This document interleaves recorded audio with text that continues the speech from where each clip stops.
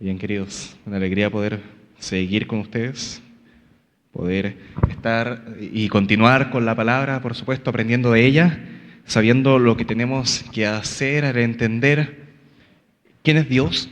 Y veíamos y cantábamos también ahí, y yo lo escuchaba, que decíamos, quiero vivir mis días para ti. Y es tremendo cantar eso. Si lo estamos cantando, si lo estamos cantando de corazón, es un gran sacrificio que podríamos hacer. Ahora, una pregunta podría ser también, ¿por qué hacer eso? ¿Por qué llegar a ese punto? Cuando yo estaba preparando este mensaje, tuve muchas dudas respecto al título. De hecho, una de las cosas que más me costó de esto fue el título. Porque finalmente me quedé con ese. ¿Por qué esforzarse tanto? ¿O era, debo sacrificarme acaso por Dios? ¿O cómo llevar una vida cristiana disciplinada? ¿Cómo tener una vida cristiana constante, firme en el Señor? ¿Cómo responder a lo que nos pide primera a los Corintios capítulo 9, versículo 25? Porque ese es el texto donde vamos a estar hoy día. Primera a los Corintios capítulo 9, los invito ahí a abrir sus Biblias. Es un capítulo que está ahí, por supuesto, en el libro de la primera carta que escribe Pablo a los Corintios, que eran cristianos que vivían en una ciudad que se llamaba Corinto. Así que tenemos que también aprender un poquito de esta ciudad. ¿Para qué? Para que entendamos cuál era la intención que Pablo tenía cuando la escribió y que ahora también podemos preguntarnos cuál es la intención que tiene Dios para que sigamos alimentándonos de esta palabra. Miren, cuando hablamos de Corinto, esta ciudad era una ciudad que le iba bien, que estaba bien ubicada, que tenía una buena expectativa económica, que tenía también diversidad cultural, era una mezcla entre romanos y griegos, que eran las dos culturas más fuertes de aquel entonces. Era una mezcla de las principales culturas del mundo, o sea, era una ciudad rica económicamente, culturalmente y también religiosamente, o sea, vivían la religión de una manera muy fuerte, tenían muchos templos, y uno de los templos más conocidos que tenía era el templo de la diosa Afrodita. Ahora, la adoración que tenían allá era diferente a la que hacemos acá, por ejemplo. Pero una pregunta que nos podríamos hacer es, ¿por qué tenían tantos dioses? ¿Por qué tanto dios ahí? Y la respuesta a la que podemos llegar es porque buscaban satisfacer vacíos, llenar vacíos, necesidades con dioses incompletos. Que no eran dioses perfectos para nada, pero que si los juntaban a todos, tampoco llenaban. Eran dioses que fallan, dioses incompletos, dioses inservibles en cierta medida. De hecho, eran dioses muertos, que ni siquiera estaban vivos, que tienen oídos quizás, pero no escuchaban, tienen boca, pero no hablaban. Y a eso se le sumaba una de las cosas que caracterizaba a los corintios, a las personas de esta cultura, que es la última palabra que sale ahí al medio. El tema de la inmoralidad sexual. Y ellos tenían el descaro además de mezclar la vida sexual inmoral que tenían con la vida religiosa que tenían también. Entonces la adoración a la diosa Afrodita era una mezcla entre, claro, esa adoración religiosa que podríamos entender, tú eres Dios, te adoramos, dependemos de ti, ya bien, pero mezclaban eso con prostitución. Con prostitución. Entonces las sacerdotisas de estos templos ofrecían su servicio prostituyéndose en el templo de la diosa Afrodita. De hecho, cuando las personas de esa cultura entendían lo que era una religión, muchos pensaban en eso, como ese estilo promiscuo, inmoral de adoración al Señor. Entonces, acá, a esta ciudad llegó Pablo. Y cuando digo que llegó Pablo, me refiero también a que llegó el Evangelio. Llegó ahí por el año 50 después de Cristo y estuvo ahí un año ahí, pero sin ser consumido por ellos. Más bien, Pablo fue el que los influenció a ellos. Más que eso, fue Dios obrando en ellos. Por eso digo ahí, el Evangelio en acción. Y producto de eso, hubo arrepentimiento en los corintios, hubo bautismos, hubo vidas cambiadas y se formó una iglesia. Pero ¿cuál es el problema acá? Que no hubo disciplina. Había muchas ganas, había mucho entusiasmo, querían ser una iglesia fuerte, pero iban desordenados. estaban desordenados, con peleas y querían hacerse daño. Y con el tema del sexo también entre medio ahí y todo. Así que después cuando Pablo se va y pasa el tiempo, él se entera, le llega un mensaje de que había problemas en la iglesia y que tenía que no ser indiferente al menos. Así que Pablo observa esto y dice, bueno, en vez de sacarse ustedes los ojos los unos a los otros, recuerden que son parte de un mismo cuerpo, recuerden que son parte de la misma iglesia, que tienen que permanecer unidos, que tienen que amarse como Dios los ama y deben aprender a ser santos como Dios es santo. Así que cuando Pablo escribe, como que podríamos entender que él está haciendo estas preguntas. No es que aparezcan en la Biblia estas preguntas, pero podría estar diciéndonos a ellos, ¿realmente están viviendo para Dios? ¿Hacia dónde está yendo su vida? ¿Se están esforzando realmente por buscar a Dios? ¿Realmente están buscando a Dios? Bueno, en este pasaje que tenemos acá en 1 Corintios 9, vamos a evaluar qué tan disciplinados podemos llegar a ser cuando se trata de buscar a Dios. O si acaso estamos buscando a Dios como se nos da la gana, como se nos ocurre a nosotros simplemente.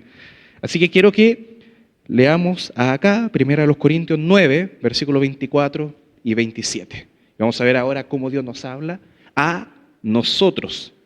Y no ya dejamos de ver a los corintios y ahora decimos, bueno, Dios ahora nos habla a nosotros. ¿No sabéis que los que corren en el estadio, todos a la verdad corren, pero uno solo se lleva el premio? Corred de tal manera que lo obtengáis. Todo aquel que lucha, ojo acá, de todo se abstiene. Ellos a la verdad para recibir una corona incorruptible, pero nosotros una incorruptible.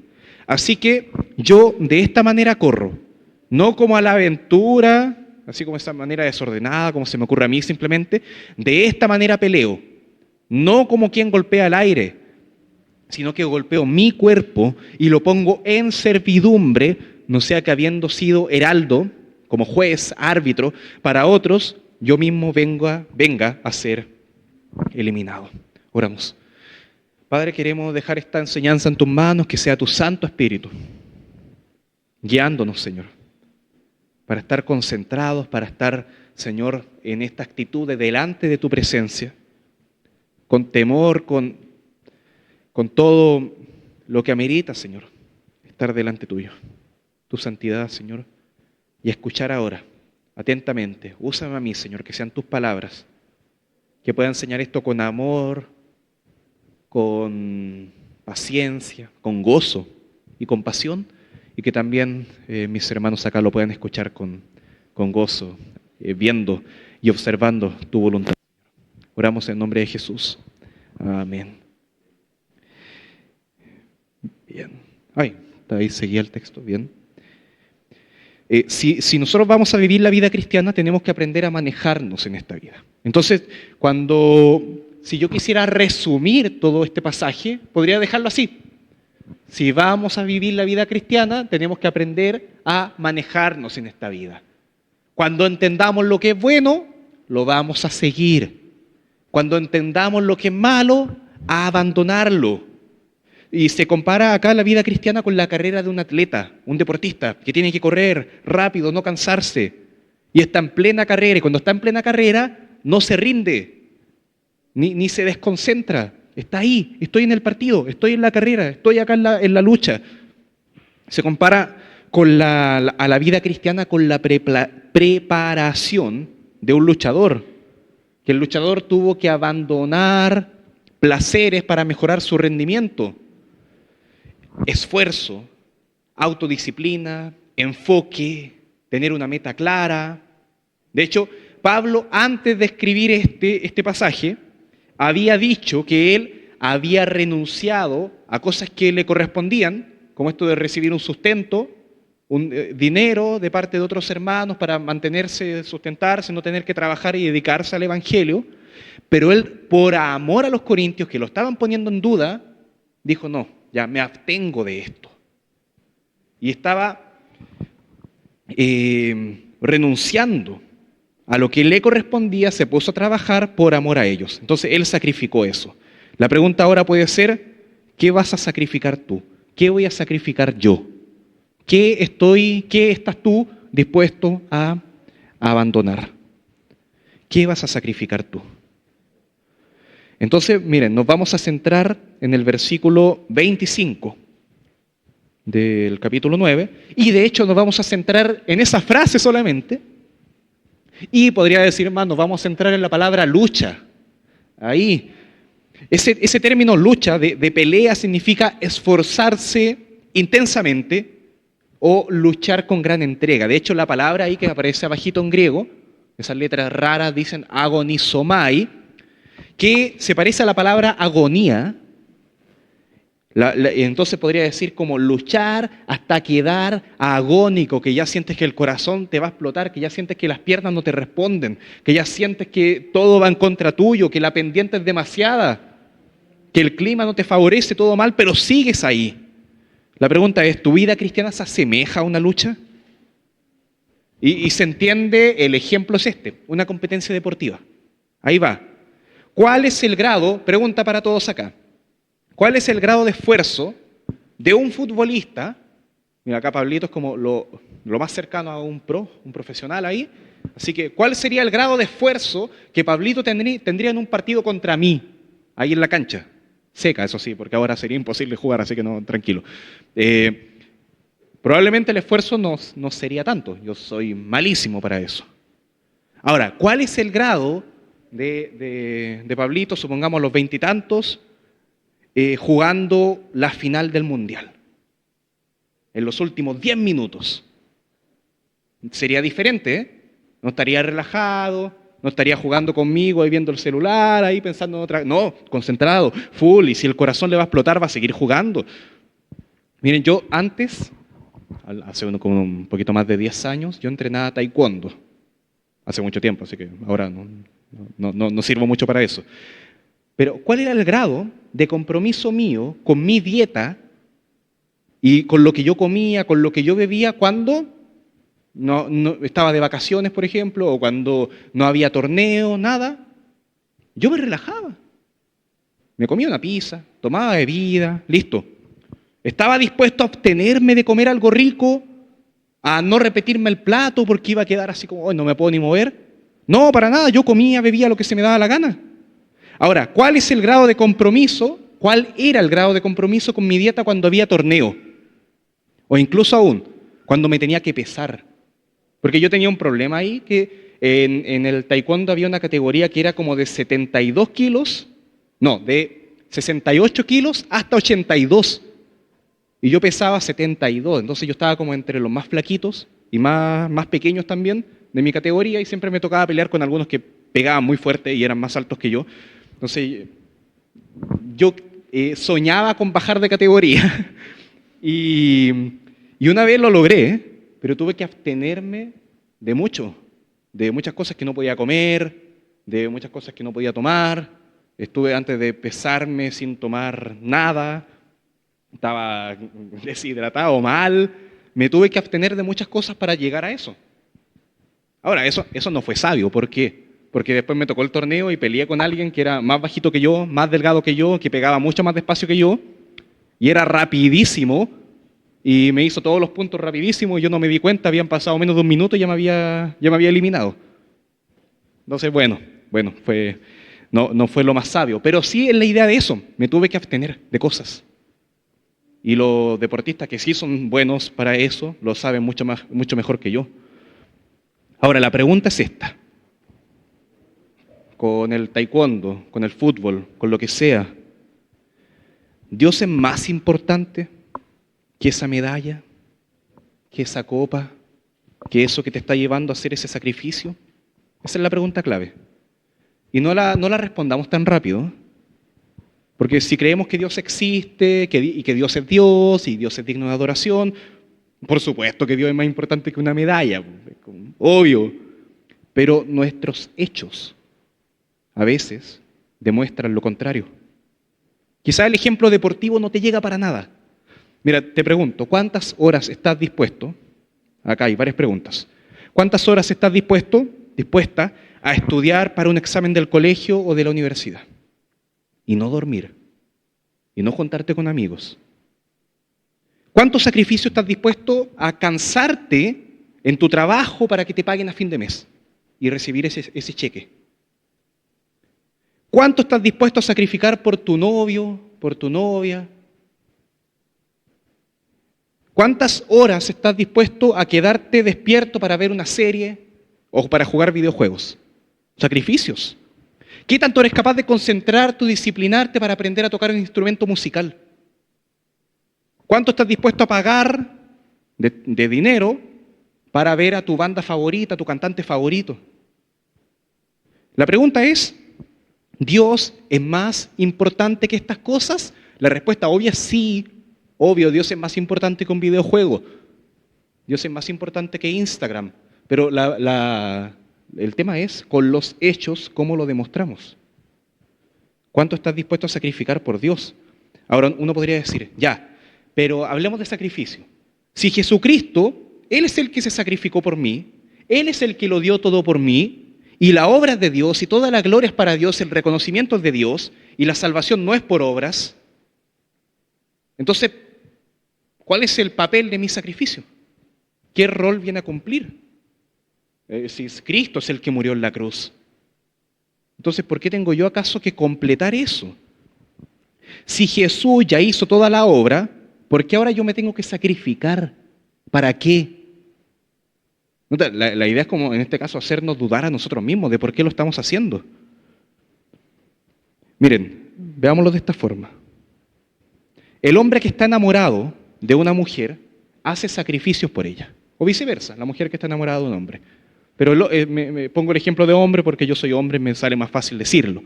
Pero quiere conquistarla.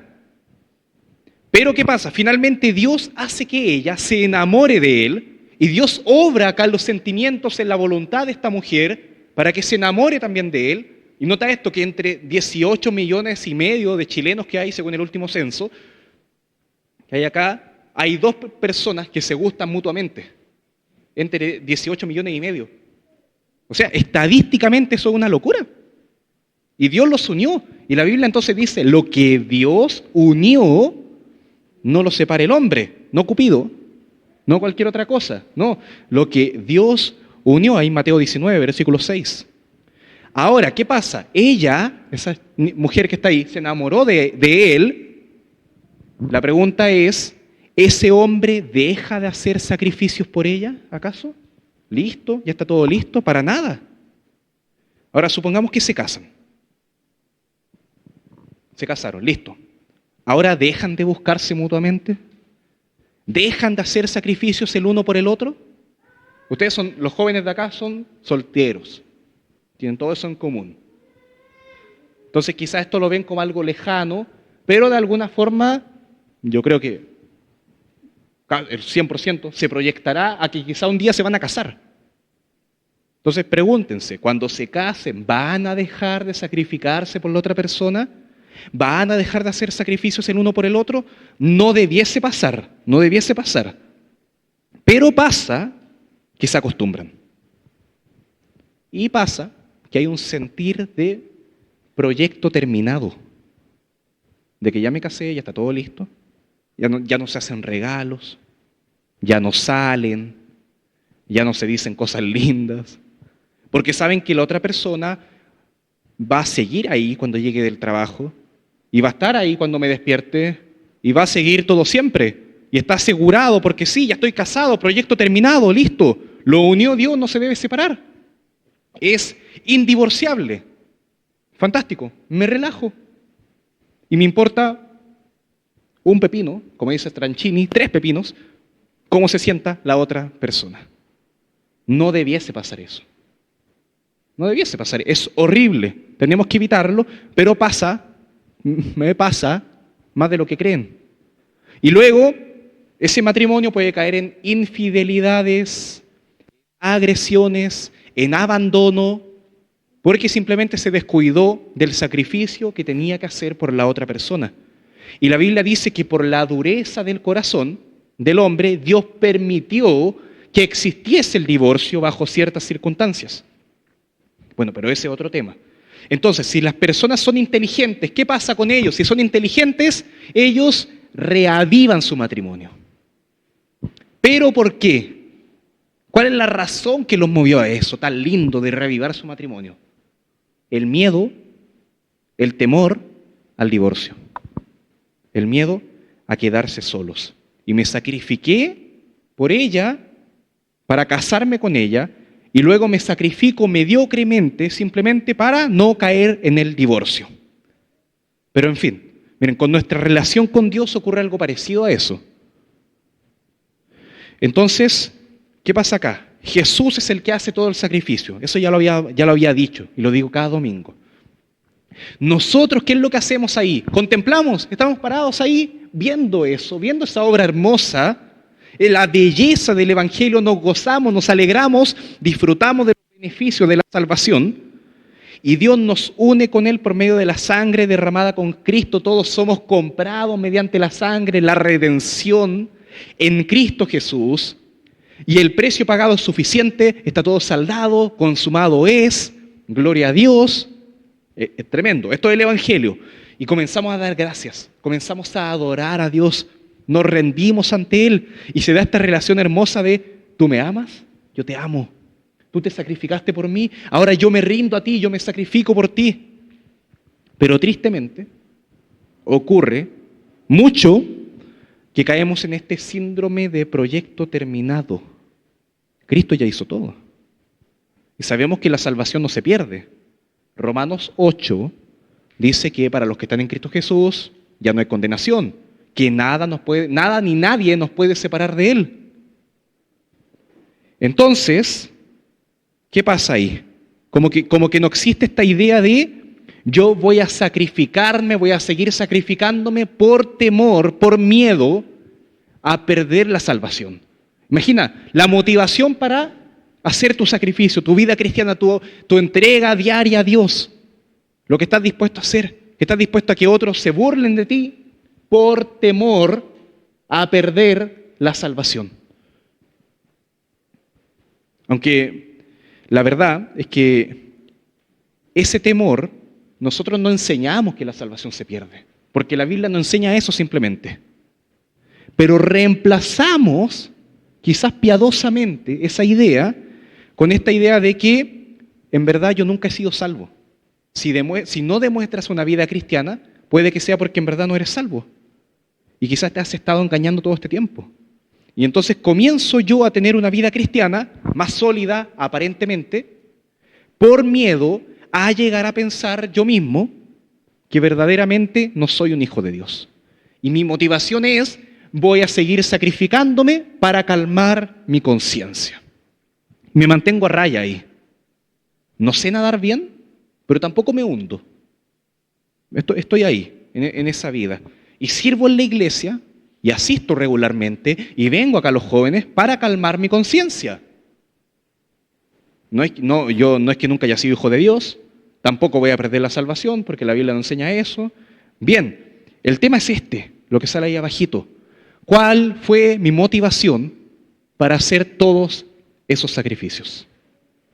En la vida cristiana podría ser no querer perder la salvación yo, no querer autopercibirme yo como que nunca fui hijo de Dios, no quiero quedarme fuera del reino de Dios, yo, y me sacrifico de una manera hermosa por Dios, pero nunca lo hice pensando en Dios. De hecho, no me sacrifiqué por Dios, me sacrifiqué por mí, para no quedar fuera.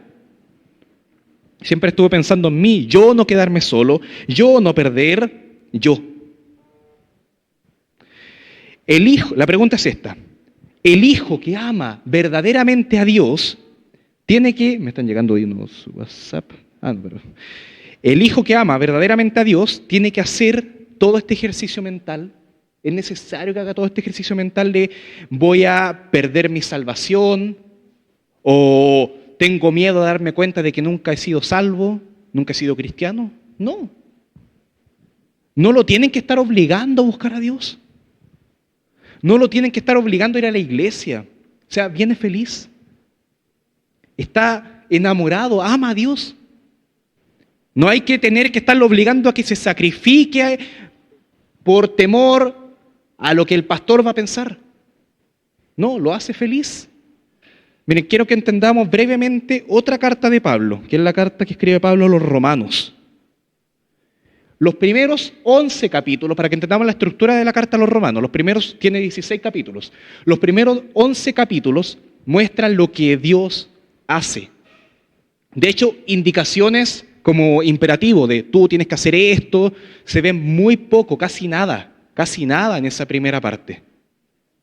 Pero sucede que llegamos después a la segunda mitad del libro de Romanos, desde el capítulo 12, y ahí comienza así. Tienes que hacer esto, tienes que hacer esto, tienes que hacer esto.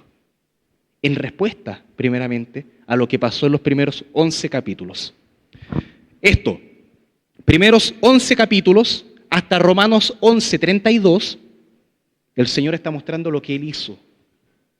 Después, del capítulo 12 en adelante, 12:1 en adelante, lo que nosotros hacemos por Él. Su sacrificio, el sacrificio mío ahora, que dice Romanos 12 que tiene que ser vivo, santo y agradable. Pero esto precisamente es lo que leímos, si te diste cuenta, al comenzar la reunión. Yo leí un texto, luego oramos y después cantamos. Y era este texto. Cuando contemplamos lo que Dios hace y lo que Dios es, nosotros caemos en un estado de asombro, de maravillarse, de decir, oh profundidad de las riquezas y de la ciencia de Dios, cuán insondables son sus juicios, inescrutables sus caminos, no los puedo medir, no los puedo comprender, porque ¿quién entendió la mente del Señor? ¿Quién fue su consejero? Y yo hablaba de acá, los sacrificios de Dios, acá los sacrificios míos, pero acá en medio está Romanos 11:33 al 36, que es lo que les estoy leyendo. Miren, después sigue. ¿O quién le dio a Él primero para que le fuese recompensado? Porque de Él y por Él, y tienes que entender esto, y para Él son todas las cosas. A Él sea la gloria por los siglos. Amén. Y entonces, cuando yo entiendo esto, ahora tiene todo el sentido del mundo y lo hago de forma natural, esto. Romanos 12:1. Así que, hermanos, os ruego por la misericordia de Dios que presentéis vuestro cuerpo en sacrificio vivo, santo, agradable a Dios, que es vuestro culto racional. ¿Qué hubiera pasado si Pablo hubiera comenzado Romanos con Romanos 12:1, con este texto? ¿Qué hubiera pasado si eso hubiera sido Romanos 1:1? Al tiro, de inmediato, sacrifíquense por Dios. Pero te saltaste contemplar quién era Dios, te salvaste ver y entender la obra de Dios, te salvaste esa maravilla de, oh, cuán tremendo eres tú, Dios mío. Y entonces podrías comenzar diciendo, el que escribe esto es Pablo. ¿Qué significa eso? Que tengo que hacerlo. El que lo predica es el pastor. ¿Qué significa eso? Que tengo que hacerlo. Listo. Y lo hago de forma mecánica. Pero ¿cuál fue mi motivación para eso? Lo que yo quiero ganarme. Me salto todo lo demás. Lo haría simplemente por las motivaciones equivocadas. Entonces, cuando Pablo exhorta ahora, no a los romanos, sino que, ¿a quiénes le estaba escribiendo Pablo la otra carta que estábamos leyendo? A los corintios. A los corintios, y cuando les escribe a ellos que hagan este tipo de sacrificio, que se abstengan, que corran como un atleta, que luchen como este luchador, que se abstiene de todo, que sean firmes, que no se rindan, lo hace en base a las riquezas del Evangelio, al entendimiento de quién es Dios. Por eso, miren, leímos Romanos, primera a los Corintios 9, 24 al 27, y nos centramos bastante en el 25, pero no leímos el 23. Comencé en el 24, pero nunca leí el 23. Ojo con eso. Es como que yo predique Romanos 12:1, pero no te lea el 11:33 al 36. Ese asombro por Dios pierde sentido, pierde motivación. ¿Por qué lo estoy haciendo? ¿Por qué me tengo que abstener de todo como el que lucha? Como este atleta, como este deportista de élite. Primera a los Corintios 9:23. Y esto hago por causa del Evangelio, para hacerme copartícipe de Él. Creo que la NBI dice para disfrutar de los frutos de esto. Entonces, esto lo hago por causa de Romanos 1 al 11, de entender la obra de Dios. Y ahora que ya entendí eso, me asombro y digo, oh, cuán glorioso eres tú. Y puedo ahora de llevar mi vida cristiana, vivir esa vida cristiana firme, disciplinada, con sacrificio, como tiene que ser vivida. Miren, yo dije al comienzo esto, que el pasaje de 1 Corintios 9, 24 al 27, nuestro texto, se puede resumir así. Si vamos a vivir la vida cristiana, debemos aprender a manejarnos en esta vida. Entonces, cuando entendamos lo que es bueno, lo vamos a seguir. Cuando entendamos lo que es malo, lo vamos a abandonar. Pero ¿qué va a motivar este tipo de sacrificio? Que luches como un atleta, que te esfuerces como en una final del mundial, que te abstengas de algunas cosas, incluso de algunas cosas que no sean necesariamente malas.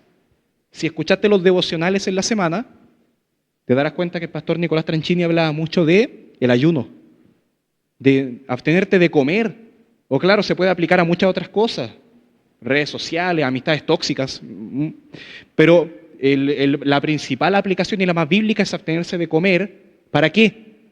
¿Porque el alimento es malo? ¿Porque el alimento es venenoso? No, no es por eso. Es porque me abstengo de algo que yo sé que es bueno para obtener algo mejor, para estar más cerca de Dios. ¿Qué va a motivar ese tipo de sacrificio? Que quiero estar cerca de Él. El hombre que está enamorado hace sacrificio por la mujer porque quiere estar con ella, porque sabe lo valioso que es ella. Cuanto más nosotros, los hijos de Dios, debiéramos estar enamoradísimos de Dios y hacer estos sacrificios. ¿Qué va a motivar que lo hagas? ¿Que yo te pedí que lo hicieras? ¿Que el apóstol Pablo te pidió que lo hicieras? Podría ser, claro, en la palabra de Dios, ya bien. Pero hay un camino mejor todavía. Que yo podría decir, ¿por qué haces esto? Más que porque el apóstol Pablo lo dice. Incluso más que porque la Biblia lo dice. Porque en respuesta a lo que la Biblia me dice de quién es Dios, y yo quiero hacer esto. Porque la palabra transformó mi vida y quiero aprender de Él, incluso antes de ponerte a hacer cosas. Y conocerlo más. Porque acá el orden de los factores sí afecta el producto. Miren, con esto quiero terminar. Tengo que entender, primeramente, el orden de los factores sí altera el producto. Primero yo tengo que entender el Evangelio, la obra de Dios. ¿Quién es Dios? Yo soy pecador. ¿Quién soy yo? ¿Quién es Dios? ¿Qué es lo que Él hace por mí? El Evangelio, la cruz, la resurrección, la nueva vida, el Espíritu Santo. Y luego me asombro por eso, me maravillo. ¿Cuán pecador soy yo? ¿Cuán grande es mi Dios? Y luego de eso, que vamos tranquilos, observaste a Dios, te asombraste, lo adoraste, te sacrificas, te entregas, haces todo esto. Los jóvenes quieren hacerlo todo. Pero en ocasiones yo veo que a los jóvenes les cuesta querer ponerse a estudiar los atributos de Dios. ¿Quién es Dios? ¿Cómo es Dios? Su santidad, su justicia, su paciencia, su amor, su fidelidad, su ira. Dios es amor, Dios es fuego consumidor. Estudiar eso. Yo no quiero predicar este pasaje simplemente llamándote a ti a hacer sacrificios. Tienes que sacrificarte. No quiero hacer eso simplemente. Y mañana todos ayunando porque yo lo dice, porque este versículo nos llama a eso. No, yo quiero que salgas de acá motivado a disciplinarte en la disciplina de conocer a Dios. Busca eso. Y te aseguro que es mucho más grande y mucho más fructífero que hacer las cosas porque en la predicación el pastor dijo que no, conoce a Dios. Si algo te llamo ahora es que busques de Dios, que estudies quién es Él, que te des cuenta de que antes de Romanos 12:1 está Romanos 11:33 al 36, que no llegues a Romanos 12:1, a este texto, sin antes leer este otro texto. Oh, profundidad de las riquezas. Si tú construyeres tu casa, acá, en Romanos 12:1, vas a estar viviendo en una constante expectativa de algo que jamás vas a poder cumplir según tus propias expectativas. Pero si tú construyes tu casa acá, ahí mira, y ahí voy a hacer mi casa, en este texto. Si la construyes ahí, estarás viviendo entonces en la hermosura y en lo más disfrutable de Dios. Estarás viviendo en ese amor loco de novios que están a punto de casarse. Y entonces te das cuenta de que puedes abstenerte de cosas y ser disciplinado como un atleta que se esfuerza, que cuida su dieta a sí mismo, porque quiero tener el privilegio de seguir disfrutando de la belleza de Dios. Eso es lo que tengo que hacer. Si quiero yo vivir acá como este atleta que lucha, que de todo se abstiene por esta corona corruptible, tengo que primeramente entender la belleza del Evangelio. Que el Señor abra nuestro entendimiento, nuestra mente, nuestro corazón dispuesto a sacrificarse por Él. Vamos a orar. Y después nos vamos a dividir en los grupos para seguir orando. Así que vamos a orar en esta ocasión. Más todavía. Gracias, Padre. Gracias, Señor, por la obra preciosa del Evangelio, porque te podemos conocer a ti, porque podemos contemplarte a ti, maravillarnos en ti, y te rogamos en este momento, Señor, que en tu misericordia y en tu gracia abra nuestros ojos para que contemplemos más y más tu belleza, tu hermosura, y nos maravillemos en ti, Señor. Y que luego, como consecuencia de esto, te adoremos, Señor, y nos entreguemos por completo a ti, nos rindamos a ti, como consecuencia de haber primero experimentado la obra de Dios en nosotros. Te rogamos que así sea, Señor. Y que si en alguno todavía no se manifiesta esta obra hermosa de santidad, de salvación, que tú lo hagas, Señor. Que salves para vida eterna. Y que en tu gracia, Señor, se pueda aplicar esta hermosa obra del Evangelio, la adoración y el sacrificio que ahora podemos entregar vivo y agradable para ti. Lo dejamos todo en tus manos, Señor, y te agradecemos por tu palabra en nombre de Jesús. Amén.